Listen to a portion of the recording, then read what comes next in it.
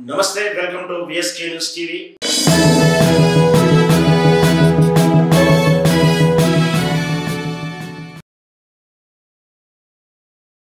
ఆంధ్రప్రదేశ్లో కేసుల పర్వం మనకు తెలిసిన విషయమే.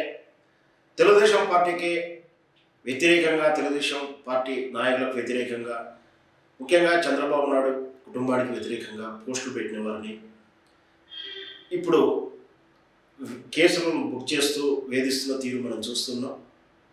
అయితే ఈ మధ్యకాలంలో ఆర్జీవీ మీద కేసు పెట్టడం కూడా జరిగింది. అరెస్టు చేస్తానికి ఒంగోలు నుంచి పోలీసులు వస్తే దొరకలేదు, పారిపోయాడంటూ కూడా మనం వార్తలు చూసాం. అయితే ఆర్జీవీ ఆ తర్వాత మీడియాకు ఇంటర్వ్యూ ఇస్తూ కొన్ని ఆసక్తికరమైనటువంటి వ్యాఖ్యలు చేశాడు.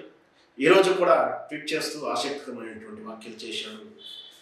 ఆర్జీవీ వైఖరిలో మార్పులు వచ్చాయా, ఆర్జీవీ కూడా భయపడ్డాడా అనిపిస్తుంది, ఆర్జీవీ కూడా వెనుకడుగు వేస్తున్నాడని కూడా అనిపిస్తూ ఉంది. ముఖ్యంగా ఆర్జీవీకి పోలీసులు విచారణ కోసం నోటీస్ ఇవ్వడానికి విచారణ కోసం వస్తే తను ఇంట్లో లేకపోవడం, ఫోన్ స్విచ్ ఆఫ్లో ఉండడం, కూడా పారిపోయాడు అంటూ కూడా తెలుగుదేశం పార్టీ అభిమానులు సోషల్ మీడియాలో ర్యాగింగ్ చేసిన తీరు మనం చూస్తూ ఉన్నాం. అయితే ఆర్జీవీ మాత్రం మీరు వచ్చినప్పుడు నేను మీకు అనుకూలంగా ఉండాల్సిన అవసరం లేదు, నేను మీకు దొరుకుతానా, మీరు చెప్పిన నేను వింటానా అన్న వైఖరిలో ఆలోచించి ఉండొచ్చు. తానైతే ఆ రోజు అవైలబిలిటీ లేను, నా షూటింగ్ పని మీద ఉన్నట్టు ఆ తర్వాత ఆయన ఇచ్చినటువంటి ఇంటర్వ్యూ సారాంశం కూడా మనకు తెలిసింది. అయితే ఈరోజు ముందస్తు బెయిల్ కోసం ఆంధ్రప్రదేశ్ హైకోర్టును ఆశ్రయించడం, దాంట్లో ఆసక్తికరమైన వాక్యాలు ఉన్నాయి. ఏంటంటే మనం ఒకసారి చూద్దాం. ముఖ్యంగా కేసులు పెట్టి వేధిస్తున్నారు అంటే కూడా వ్యాఖ్యలు చేయడం, దాంతోపాటు అతను చేసినటువంటి వాక్యాల్లో ముఖ్య సారాంశాలు ఏంటంటే చంద్రబాబు, లోకేష్ ప్రతీకార రాజకీయాలు చేస్తారని నేను అనుకోవడం లేదు అంటూ ఆర్జీవీ వాక్యాలు ఉన్నాయి. అంటే వాళ్ళు ప్రతీకారం తీర్చుకోవట్లేరని చెప్పడం, 164 సీట్లు వస్తున్నాయి కాబట్టి మీరే రివర్స్ ప్రతీకారం తీర్చుకున్నారు అంటూ కూడా అసలైన ప్రతీకారం అంటే మీదంటూ కూడా వ్యాఖ్యలు చేశాడు. ఇంకొకటి, నా సినిమాలు, నా పోస్టులు అంతగా ప్రభావితం చేసి ఉంటే మీరు గెలిచేవారు కాదంటూ కూడా ఒక డిఫెన్స్ వాక్యం చేశారు. దాంతోపాటు వాళ్ళెవరు పట్టించుకోరు అంటే ఇటు తెలుగుదేశం పార్టీ కానీ, ఇటు అభిమానులు కానీ, తెలుగు ప్రజలు కానీ నన్ను అంతగా పట్టించుకోరు అంటూ కూడా డిఫెన్స్ చేస్తున్నాడు.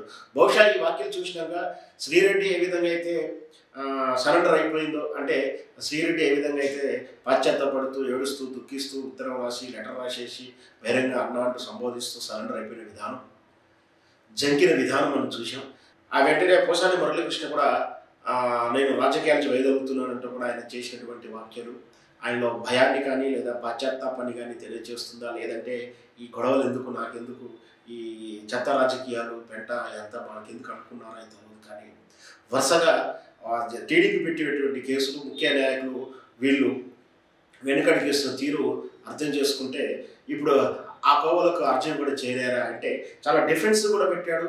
భవిష్యత్తులో వాళ్ళు వేసినటువంటి నష్టపరిహార కేసుకు కూడా డిఫెన్స్ ఉండేటలా వ్యాఖ్యలు చేశాడు. ఏమిటి అంటే వాళ్ళు బహుశా మీ వ్యాఖ్యల వల్ల మేము నష్టపోయాము అంటూ వ్యాఖ్యలు చేస్తే, ఆ నష్టం వల్ల మేము ఓడిపోయాము అని ఏదో చెప్తే, లేదు మీరు 164 సీట్లు గెలిచారంటూ కూడా చూపించుకోవడానికి, నా వాక్యాలు ఎవరికి ప్రభావితం కాలేదు కాబట్టి నేను నష్టపరిహారం చెల్లించాల్సిన అవసరం ఉండదంటూ కూడా ముందే ప్లాట్ఫామ్ క్రియేట్ చేసుకున్నాడా అనిపిస్తూ ఉంది.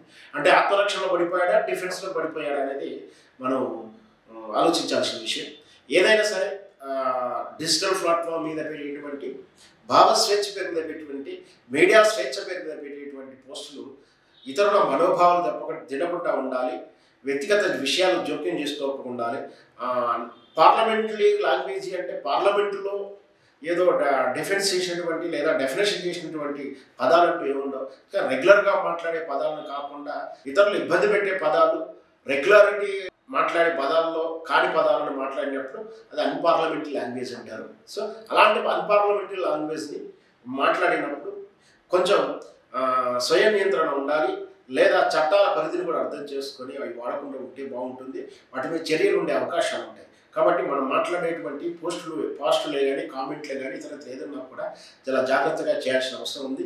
ఇవి కేసుల దాకా వెళ్ళి కేసుల్లో పనిష్మెంట్ పడేంత అవకాశం ఉంటాయో లేదో ఈనాటి చట్టాల ప్రకారం. కానీ ఏదైనా సరే ఇతరులను ఇబ్బంది పెట్టినటువంటి కామెంట్స్ లిమిట్స్లో ఉండి చేస్తే ఇప్పుడు ఈ తిప్పలు ఉండవు, ఈ బాధలు ఉండవు.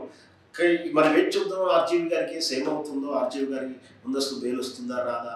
మరి మనకు తెలుసు చంద్రబాబు నాయుడు గారికి న్యాయ నిపుణులు, న్యాయ వ్యవస్థలు, న్యాయ సలహాలు ఏ విధంగా కలిసి వచ్చే ఆయన చాలా కలిసి వస్తుంది, అదృష్టవంతుడు కావచ్చు.